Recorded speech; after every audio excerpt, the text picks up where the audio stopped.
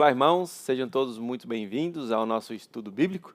Estamos na semana 42 do nosso circuito e hoje vamos conversar um pouco sobre a primeira carta de Pedro, capítulo 5, versículo do 1 ao 3. Mas antes da gente entrar no texto, eu gostaria de contar um pouco da minha história, uma parte da minha história, para que a mensagem no final possa fazer um pouco mais de sentido para vocês, a gente possa fazer uma aplicação um pouco mais baseada nas minhas experiências, tá bom? Então, vamos orar antes e aí começamos. Senhor, obrigado por mais esse estudo, obrigado por mais esta oportunidade, estamos aqui para aprender a Tua Palavra. Guia-me, ajuda-me, Senhor, a compartilhar com os meus irmãos a Tua Palavra, os Teus ensinamentos, que os meus irmãos que estão assistindo agora possam ter os olhos abertos, o coração aberto, para que a Tua mensagem possa entrar, Senhor, e fazer sentido em suas vidas. Em nome de Jesus, amém. Irmãos, na minha vida, se eu pudesse talvez resumir um pouco em uma palavra, eu poderia dizer futebol. Minha vida se resume nessa palavra, futebol. Desde sempre eu amei futebol, eu amo futebol, eu respiro futebol. Então, com 4 anos de idade, comecei já a ter o desejo, né, de jogar futebol, de gostar de bola. E com 8 anos de idade, eu pedi para o meu pai, né, me colocar numa escolinha, porque eu queria jogar, queria treinar. Com 16 anos de idade, eu assinei meu primeiro contrato profissional. E um detalhe importante é que com 13 anos eu saí de casa, né? Um time profissional me convidou para fazer parte da categoria de base deles, né, na categoria infantil. Então, comecei com 4, com 8 fui para uma escolinha, com 13 me convidaram para jogar num time já sério e com 16 me tornei profissional. Então, com 13 anos eu saí de casa. Então, desde os 13 anos que eu não moro mais com os meus pais. Desde os 13 anos que eu já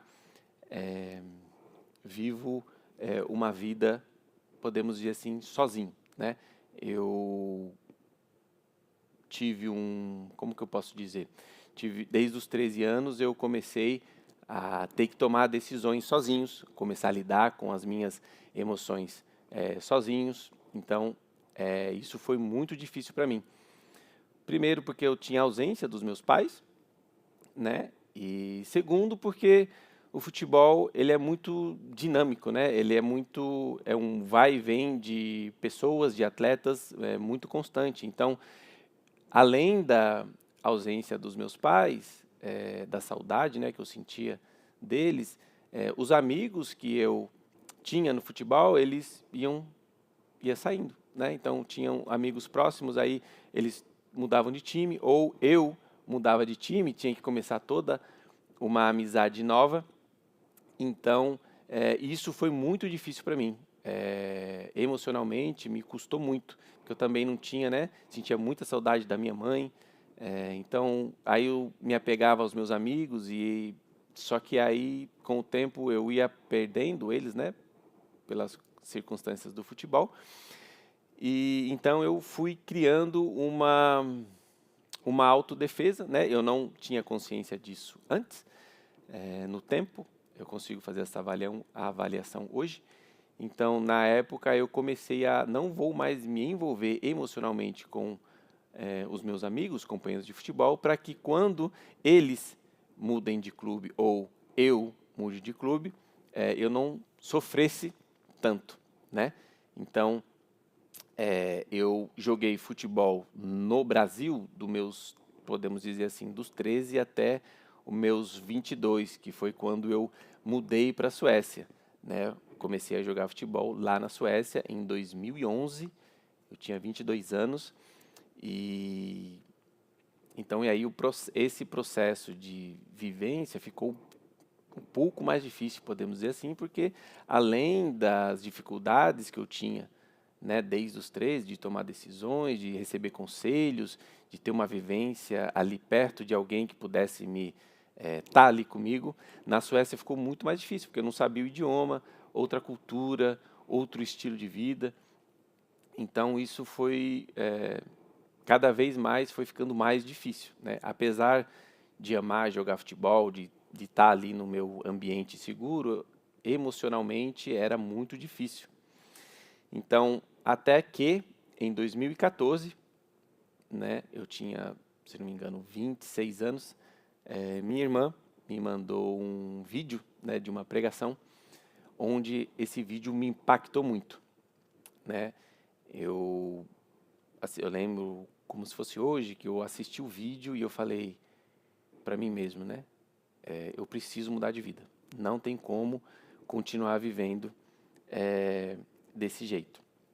Então, dos meus 13 até os 26, caminhei praticamente sozinho, sem ajuda de ninguém, sem ninguém me aconselhando. Eu tinha, sim, o conselho dos meus pais, sim, mas ali o dia a dia é diferente.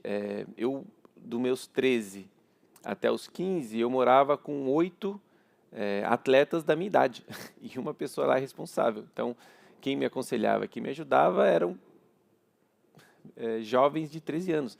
Depois que eu me tornei, assinei meu primeiro contrato profissional, eu fui morar num clube e nesse clube eu morava junto com 60 atletas. Então, eu não, as pessoas que me aconselhavam, que me ajudavam a tomar as decisões diárias, a lidar com as minhas emoções, eram pessoas da minha idade. Então, eu não tinha alguém experiente, com bons exemplos, para me ajudar a tomar as decisões. Até os 29, mas com 26 anos em 2014 foi a minha conversão, né?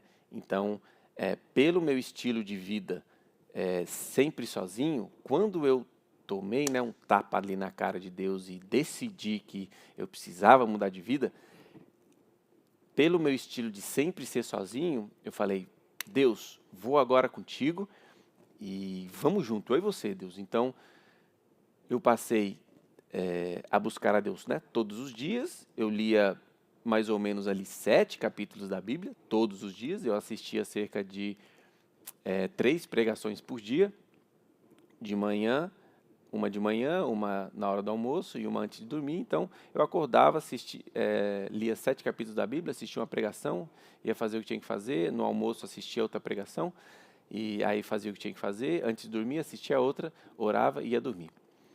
E eu fiquei nesse ritmo 3 anos, mas nesses 3 anos eu tive muito alto e baixo. Por quê? Porque eu tinha consciência do que eu precisava fazer, porque eu estava lendo a Bíblia, eu assistia as pregações, eu tinha consciência de que, cara, eu preciso mudar, mas eu não conseguia. Então, eu pegava fogo, não, preciso, vou ler a Bíblia, aí eu entendia as coisas, só que chegava lá em cima, é agora, Deus, vou ter uma vida constante. Só que aí eu não conseguia vencer os meus vícios, eu não conseguia vencer as minhas dificuldades, as minhas batalhas diárias, e aí eu desanimava e falava, cara, eu não consigo. Tipo assim, isso não é para mim.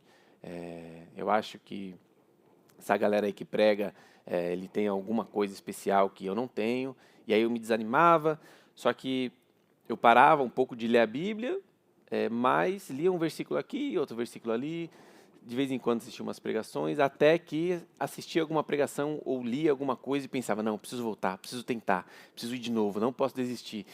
E aí eu fui nesse alto e baixo de, ficava talvez 3 meses ali firme, aí um mês ali mais ou menos, né, depois 3 meses de novo, e assim eu fui por 3 anos, porque a minha vida sempre foi tomar decisões, fazer tudo sozinho. Então eu achei que buscar a Deus sozinho, sem ninguém, poderia dar certo.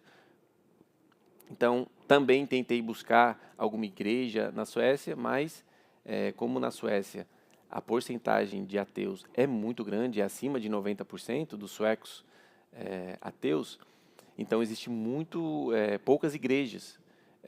Onde eu morava tinha uma igreja evangélica e não existia muito essa cultura de discipulado, de viver com a pessoa, de caminhar, não, vou te ajudar, traz para perto, vamos tomar um café, vamos sair, dar o exemplo.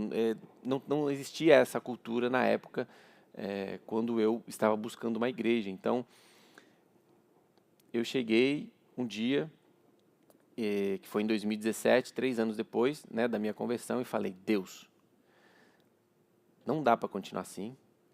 Eu vejo as pregações, eu leio a Bíblia e eu vejo que precisamos ter uma constância.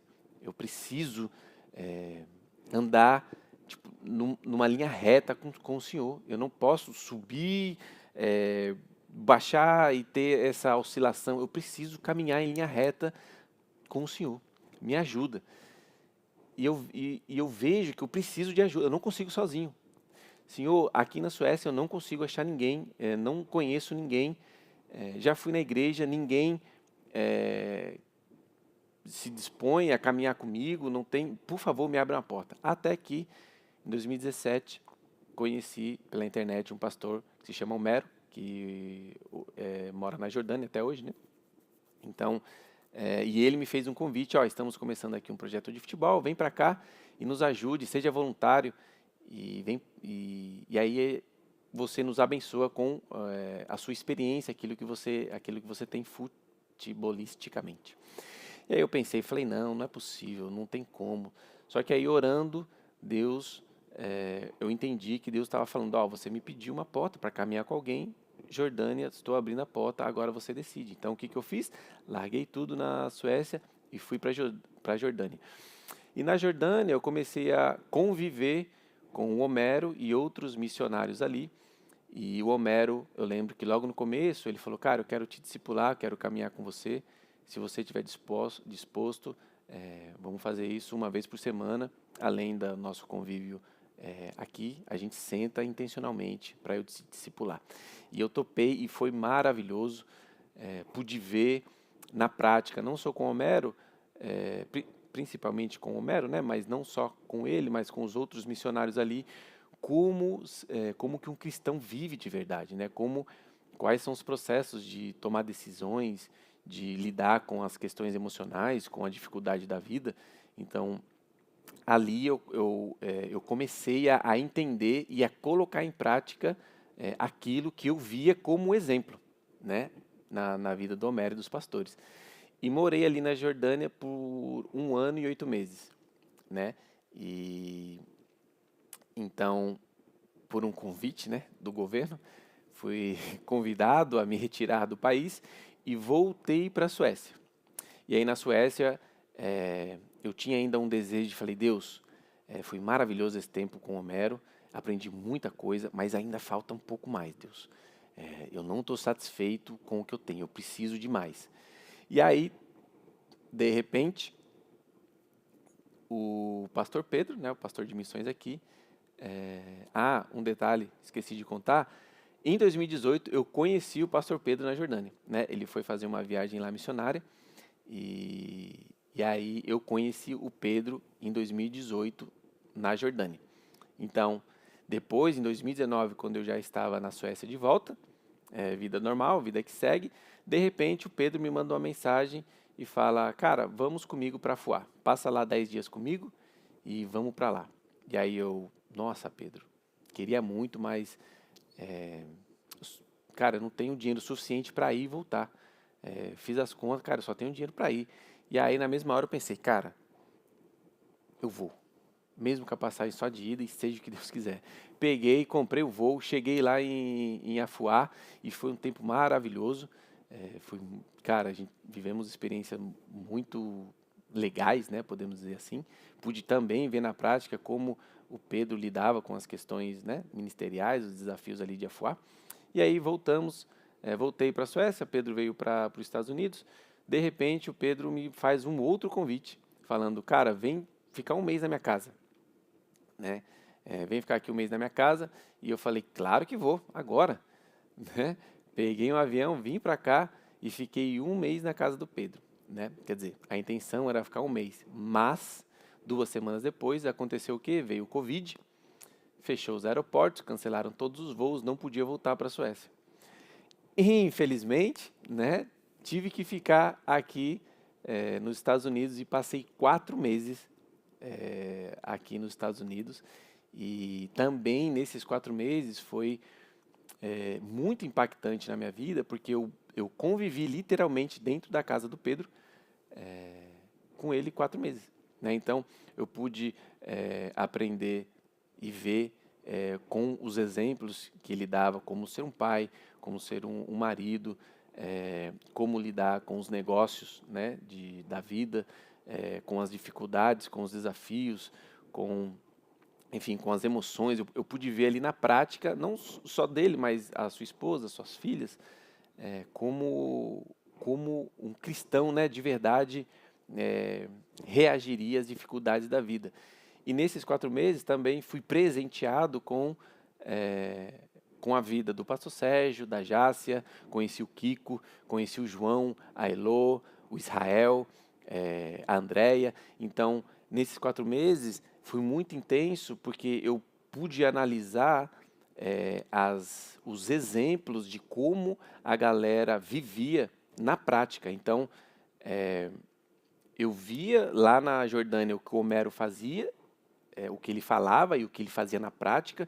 Nos Estados aqui também eu via as pregações do que a galera falava, os conselhos que eles davam, mas também eu via a prática dele todos os dias. E isso me impactou muito, né? Então, pensando nessa minha trajetória desde quando eu me converti, eu de 2017, isso, não, perdão, de 2014 até 2017, que foi quando eu tentei, na força, sozinho, crescer com Deus, eu praticamente não cresci, eu não evoluí como um filho de Deus, como um cristão, porque eu tentei fazer tudo sozinho. Eu tinha consciência de muita coisa, claro que nesse sentido eu cresci, eu tinha consciência do que eu precisava fazer, daquilo que eu deixava de fazer, como eu deveria pensar e tal, mas a prática era muito difícil, porque eu não tinha exemplos, eu não sabia como fazer as coisas, porque desde os 13 anos eu nunca tive alguém que pudesse me orientar a lidar com as coisas. Então, 3 anos de convertido sozinho, eu não consegui praticamente nada. E aí, 2 anos convivendo com pessoas mudou minha vida completamente, né? 1 ano e 8 meses lá na Jordânia, mais 4 meses aqui nos Estados Unidos. Eu cresci muito mais em 2 anos do que em 3 anos, né? E foi um crescimento assim, tipo, como que eu posso dizer, surreal, né? Eu fui para a Jordânia uma pessoa, né, buscando crescer, e saí dos Estados Unidos aqui, né, firme, enraizado. Tivemos experiências aqui incríveis com Deus, onde eu consegui firmar minha identidade e não ter mais altos e baixos. Então, eu saí daqui caminhando em linha reta, sem ter altos e baixos, sabendo lidar com algumas situações básicas, né? Então, beleza. Fazer um pequeno resumo para daqui a pouco a gente já começar a entrar na mensagem. Eu, com 13 anos, saí de casa, passei até os meus 26 anos sozinho, tentando caminhar sozinho.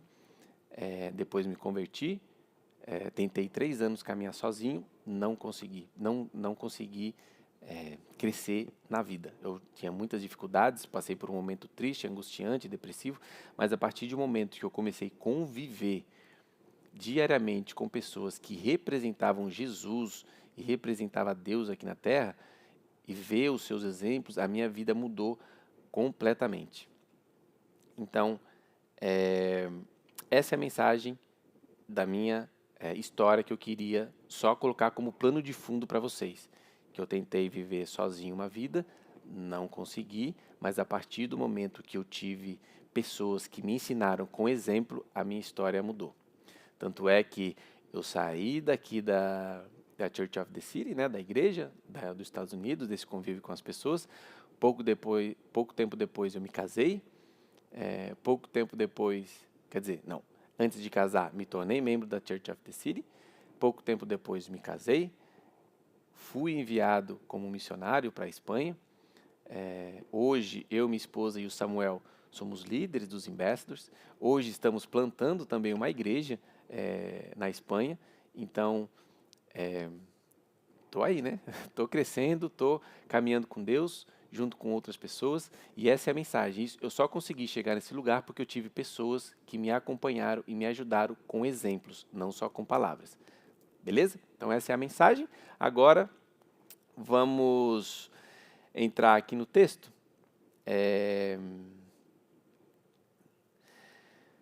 Primeira carta de Pedro, capítulo 5, versículos do 1 ao 3, diz assim: Agora, dirijo-me aos presbíteros que estão entre vocês. Falo não só como presbítero que sou, assim como vocês, mas também como testemunha dos sofrimentos de Cristo e como participante da glória que vai ser revelada. Eu lhes peço isto: pastoreiem o rebanho de Deus que há entre vocês, tomem conta dele com muito cuidado. Porém, não façam isso como que por obrigação, mas sim espontaneamente, como Deus quer. Não pastoreiem por ambição ao dinheiro, mas de boa vontade. Não procurem dominar sobre aqueles que foram confiados a vocês, mas, pelo contrário, tornem-se exemplos para o rebanho. Quando eu li esse texto, principalmente aqui nessa parte, tornem-se exemplos para o rebanho, eu lembrei de todo, né? Ali deu aquele flash e me veio tudo isso que eu contei a vocês à minha mente, de que glória a Deus pela vida das pessoas que me ajudaram, que se tornaram exemplos na minha vida, né?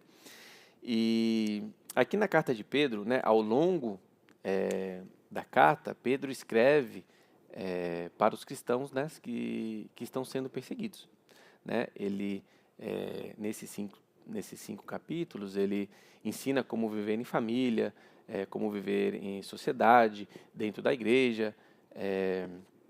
Ele também fala sobre respeito, sobre amor, sobre submissão. E ele escreve essa carta para fortalecer, né, os cristãos que estavam sendo perseguidos ali na Ásia Menor, hoje Turquia.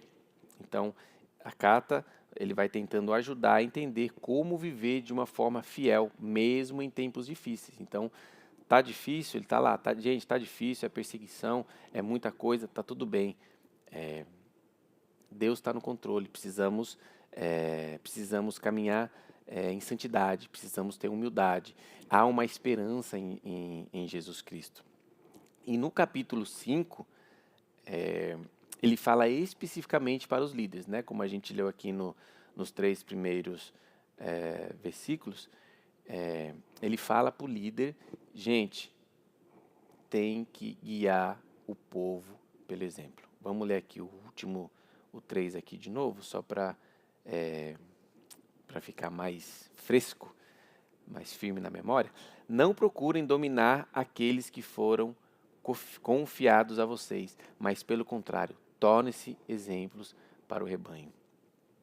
Né, isso, Pedro está sendo muito enfático, né? Gente, não adianta só palavras, tem que ter o exemplo. E a carta de Pedro é um convite, né? Para a gente permanecer na fé, para a gente confiar na graça de Deus, para a gente viver como luz, né, em meio à escuridão, mesmo quando o sofrimento parece injusto, mesmo quando dá tudo errado, mesmo quando parece que está dando tudo errado, né? A gente precisa seguir o exemplo de Jesus. O Pedro, eu lembro que ele sempre fala uma frase que Deus demora muito para fazer algo de repente, né? Então, tá difícil para todo mundo, gente. Nós, como estrangeiros, vivemos dificuldades em várias áreas, né? É saudade, documento, língua, cultura, culida, adaptação de filhos, adaptação nossa mesmo. Então, é muita coisa que a gente tem que administrar ao longo da nossa vida. E Pedro está falando, é isso aí mesmo, é difícil, mas em Cristo nós conseguimos seguir a vida, né? Então, isso mais ou menos que eu tenho entendido, né, lendo a carta de Pedro, eu lendo essa carta, pensando aqui no estudo bíblico, eu me fiz essa pergunta, né? E também quero fazer duas perguntas para vocês. Bom, antes de fazer a pergunta, só lembrando um pouco de novo da minha história, eu só comecei a mudar quando eu tive pessoas exemplares na minha vida, né? Então, eu tenho duas perguntas que me chamaram a atenção, que eu gostaria de fazer para vocês. A primeira é: os líderes devem ensinar com exemplo, né? Então, você é líder, né? Temos líderes de célula, temos líderes de igreja, mas também eu acho que não existe só esses tipos de líderes. O que faz um líder, né? Quem é um líder? Líder é aquela pessoa que guia, líder é aquela pessoa que motiva, e líder é uma pessoa que incentiva, né? Tudo isso para chegar num denominador comum, né? Então, não somente podemos chamar de líder alguém que tem algum cargo de liderança, porque se líder é quem guia, quem motiva e quem inspira, todos nós somos líderes, né? Então, você pai, você mãe, você tem que guiar o seu filho, você tem que motivar o seu filho, você tem que inspirar o seu filho, você tem que influenciar o seu filho. Então, você é um líder. Então, existem os seus vizinhos, existem as pessoas do seu trabalho, existem os seus vizinhos, né? Aonde quer que a gente esteja, estamos influenciando alguém, podemos guiar alguém, podemos inspirar alguém, podemos motivar alguém. Então, todos nós somos líderes. Então, minha pergunta é: você, no seu dia a dia, quando está exercendo o seu momento de líder, você está sendo um bom líder?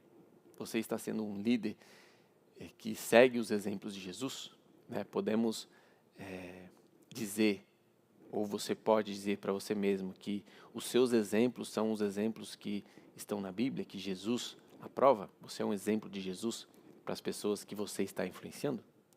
Essa é uma pergunta que eu fiz para mim mesmo, que eu também faço para você pensar aí enquanto você assiste o vídeo. Outra pergunta que eu fiz para mim mesmo é: quem tem influenciado você? Quem você está se alimentando de bons exemplos, né? No texto ali fala que os líderes devem guiar o povo pelo exemplo, né? Então, do mesmo jeito que eu vivi muito tempo da minha vida sem alguém me ensinando com exemplos, eu também te pergunto: e aí? Você está vivendo como alguém também que não tem bons exemplos ao seu redor? Busca um. Então, mas eu não conheço ninguém. Eu também não conhecia. Eu orei a Deus, Deus abriu as portas. Então, quem são as pessoas que estão influenciando, que estão guiando vocês, que estão inspirando vocês? Quais são os exemplos que vocês estão vendo nas pessoas que vocês estão seguindo? Se você não tem, busca um. Busca alguém. Ore a Deus. Porque é muito importante a gente... É uma via de mão dupla, né? Ao mesmo tempo que você está buscando o exemplo, ser ensinado por alguém com exemplo, sendo discipulado, ao mesmo tempo você vai na outra mão ensinando as pessoas, ensinando os seus filhos, as pessoas que você tem influência. Então, é um círculo sem fim, né? Você recebe de um lado e dá o de outro. Você aprende de um lado e ensina de outro. Então, essas são as duas perguntas que eu queria deixar para vocês. Você está sendo um bom líder? Ou não? E você está sendo exemplo para alguém? Você está dando exemplo e sendo exemplo para alguém? Tem uma frase que eu escuto bastante, né? Que é: a palavra convence, mas o exemplo arrasta, né? Não adianta você falar coisas se o seu exemplo não está de acordo, não está alinhado. Então, fica aqui a minha pergunta para você: qual exemplo que você está dando?